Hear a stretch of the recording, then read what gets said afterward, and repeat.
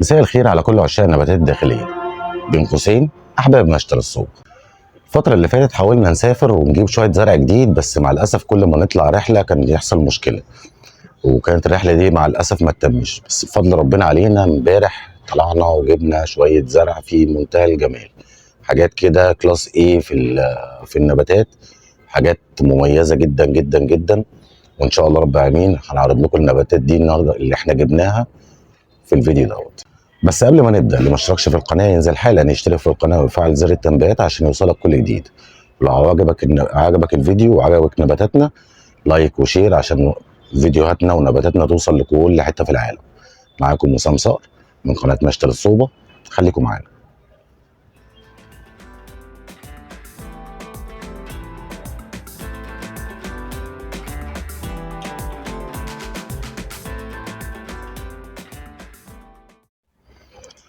اول حاجه هنتكلم عليها النهارده هي الفيلودندرون، ومعانا النهارده الحمد لله رب العالمين تشكيله مميزه جدا جدا جدا من الفيلودندرون. ده الوايت برنسس، زي ما انتم شايفين كده، الوان وحجم ما شاء الله ما شاء الله ما شاء الله، حاجه جميله قوي قوي قوي.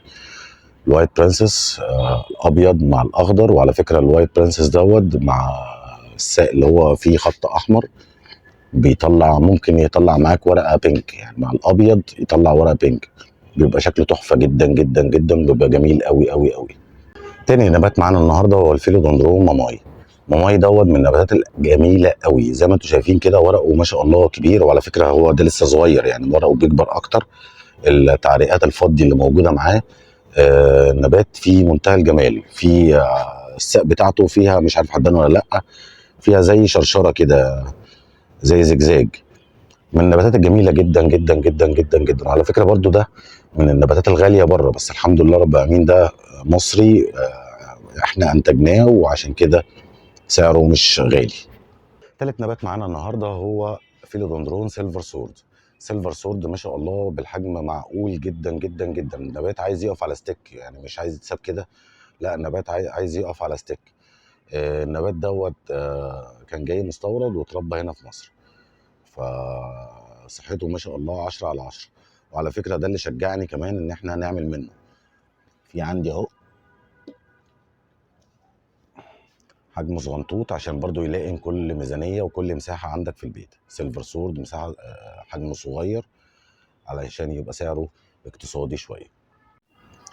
النبات اللي جاي دوت اسمه باراسيو فيريد من عيلة الفيلودندرون. بصراحة أنا مش عارف بنطق اسمه صح ولا غلط. باراسيو فيريد، شكله والوانه في منتهى الجمال والروعه. بصوا يا جماعه الورقه شكلها ايه، حلو قوي، والوانها جميله جدا جدا جدا. نبات كبير مش نبات صغير، نبات ما شاء الله عليه مجدر محطوط على ستيك، الجذور بتاعته داخله في الستيك، حاجه في منتهى الجمال والروعه. باراسيو فيريد، معرفش انا بنطق الاسم ده مظبوط ولا مش مظبوط. وكالعاده ما ينفعش اسافر وما اجيبش فيلودندرون البيركن.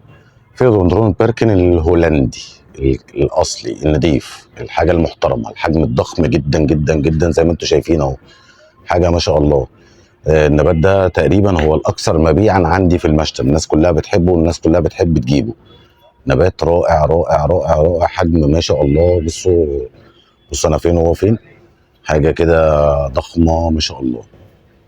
وعلشان الجو بدأ يلطف والجو بدأ يتظبط، جبنا شوية اسكندس برازيلي.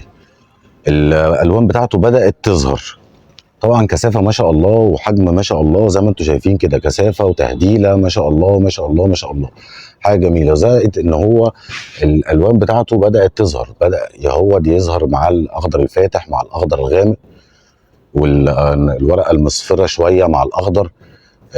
كده بدأنا الحمد لله رب العالمين. هو مش النبات مش بيحب الحر، هو الحر بيفرهده شويه وبيخليه يخضر، بس هو في الشتاء بسم الله ما شاء الله بيبقى عندنا، او في الجو الدافي الحر اللي هو الحر فيه معقول، يعني في البيت عند حضرتك هيبقى ممتاز. لكن عندي انا في الصوبه مع الاسف ان درجه الحراره عندي بتوصل 42 و45، فبيتعب من الحر ده.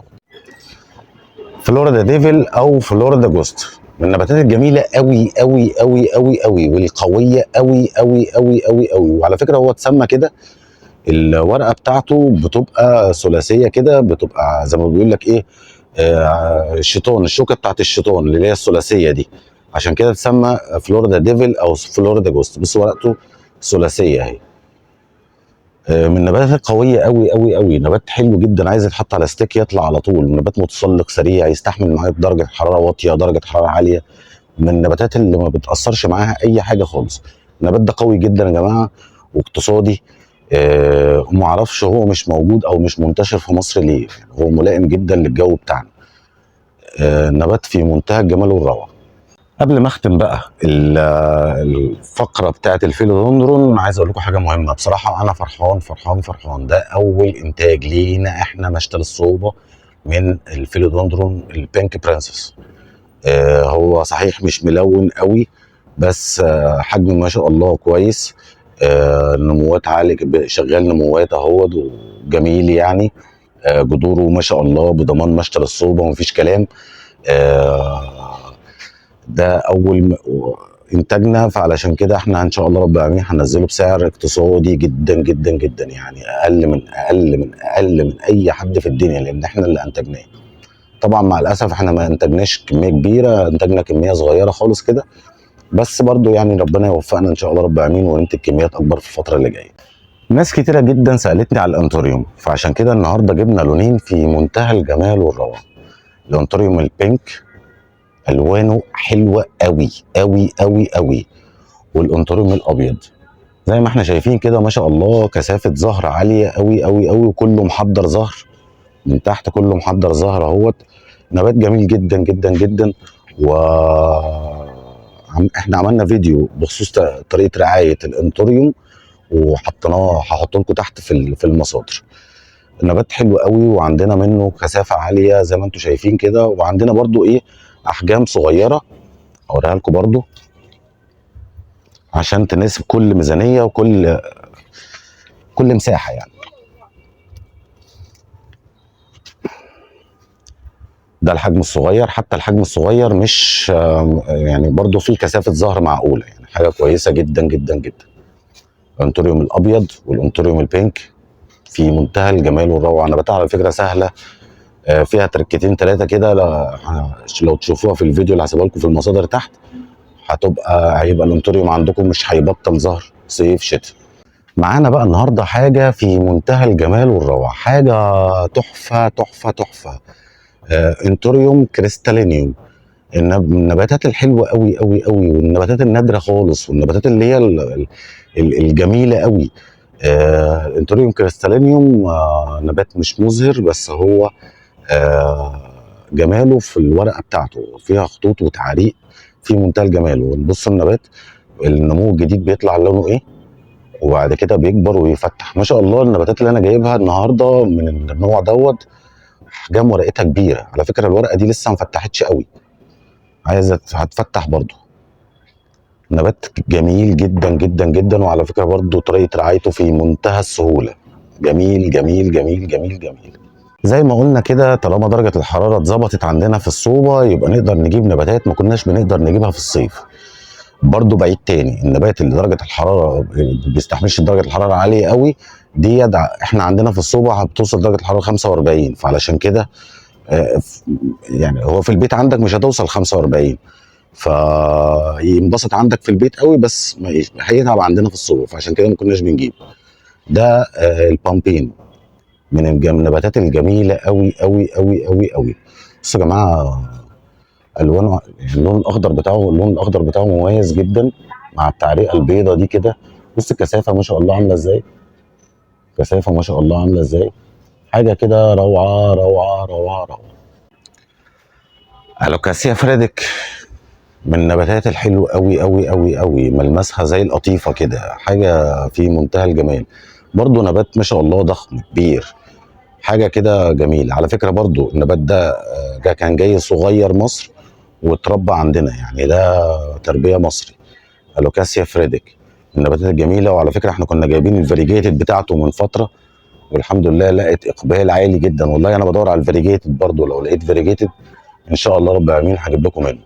الوكاسيا فريدك من النباتات الجميله قوي قوي قوي، يمكن دي اقوى انواع الالوكاسيا المستورده، اقوى انواع الالوكاسيا المستورده. ان شاء الله رب العالمين هنعمل فيديو مخصوص على الالوكاسيا ازاي نراعيها. النبات ما فيهوش حاجه، سهل بس فيه تركتين كده. اسود من قدام واحمر من ورا، حاجه كده جميل قوي قوي قوي قوي قوي. ده نوع من السنجونيوم اسمه ريد ارو.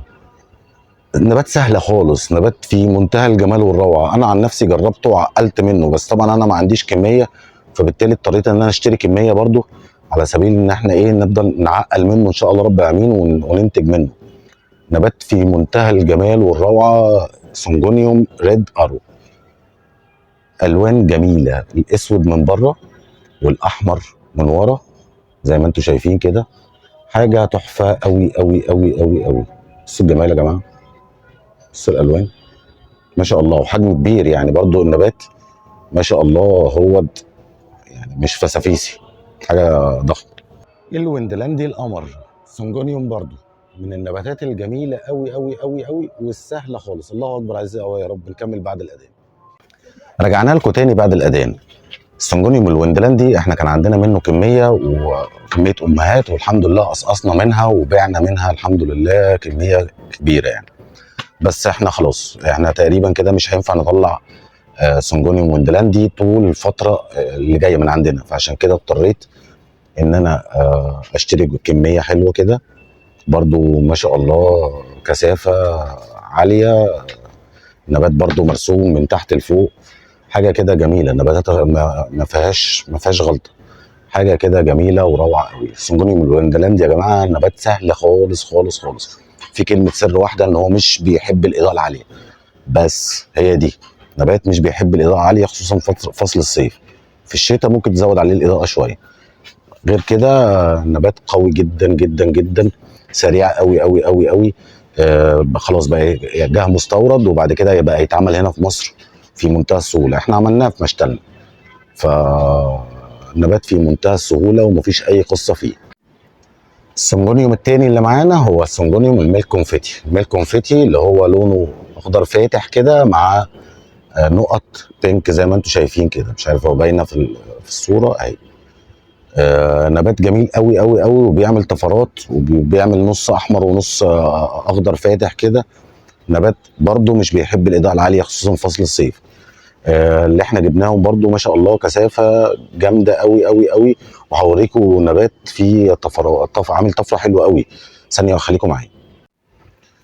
بصوا مع الاسف النبات مش الطفره اللي فيه مش باينه في الفيديو خالص، بس هو نبات عامل تقريبا كله بينك فاتح خالص. ده دليل ان هو متغذي كويس ما شاء الله، وبرده كثافه زي ما انتم شايفين كده عاليه. مش نبات في 16، مش نبات في كوبايات صغيره. نبات قوي جدا جدا جدا وجميل قوي قوي قوي قوي قوي. مع الاسف مع الاسف مع الاسف مع الاضاءه والكاميرا مش مبينه الطفرات اللي فيه، انا اسف. هنخش بقى ونفتح على الاجلونيما. هنحتاج فيديو جديد، بس انا قلت اختم الفيديو بتاعنا النهارده بالاجلونيما المونستون، الورقه العريضه بخلفات زي ما انتم شايفين ما شاء الله ما شاء الله ما شاء الله. يعني انت تاخد وتزرع، تاخد وتفسخ، حجم كويس جدا. الوان زي ما انتم شايفين كده روعه قوي قوي قوي. بص انا بحاول ابعد كده عشان الاضاءه برده مش مظبوطه شويه. الوان زي ما انتم شايفين كده حلو قوي قوي قوي. حجم ما شاء الله برده مش وحش. خلفات زي ما انتم شايفينها اهيت، حاجه روعه جدا. هنكمل ان شاء الله رب العالمين في الجزء الثاني كميه الاجلونيما اللي عندنا، لان احنا عندنا كميه اجلونيما لا باس بها. حاجه كده يمكن 13 14 15 نوع اجلونيما من النباتات الجميله جدا والقويه جدا جدا جدا جدا جدا. لحد هنا ونكون خلصنا الجزء الاولاني من الفيديو بتاعنا. يا رب يكون الفيديو عجبكم. لو عجبك الفيديو لايك وشير عشان فيديوهاتنا ونباتاتنا توصل لكل حته في العالم. كان معاكم وسام صقر من قناه مشتل الصوبه. اشوفكم في فيديو جديد ان شاء الله. باي باي.